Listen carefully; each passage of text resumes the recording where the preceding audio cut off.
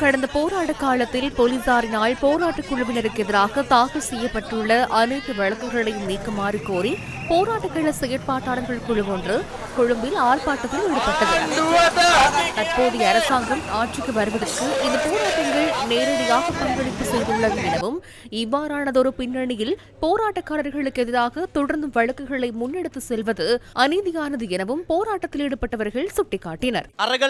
போராட்டக்காரர்களாகிய நாம் மீண்டும் வீதியில் இறங்க வேண்டிய நிலைமை ஏற்பட்டுள்ளது. தேசிய மக்கள் சக்தி அரசாங்கம் மக்களுக்கு வழங்கிய தேர்தல் வாக்குறுதிகளை தற்போது முழுமையாக மீறியுள்ளது. தேசிய மக்கள் சக்தி அரசாங்கம் ஆட்சிக்கு வந்தது தெளிவாகவே காலிமுகத்திடல் போராட்டத்தின் விளைவாகவே ஆகும். எனவே வழங்கிய தேர்தல் வாக்குறுதிகளுக்கு உண்மையாக போராட்டங்கள் தொடர்பான அனைத்து வழக்குகளையும் முழுமையாக நீக்குவதற்கான வழிமுறைகளை ஆராயுமாறு இந்த அரசாங்கத்தை வலியுறுத்துகின்றோம். இந்த கோரிக்கைகள் அடங்கிய கடிதம் ஒன்றையும் அவர்கள் ஜனாதிபதி செயலகத்தில் கையளித்தனர்.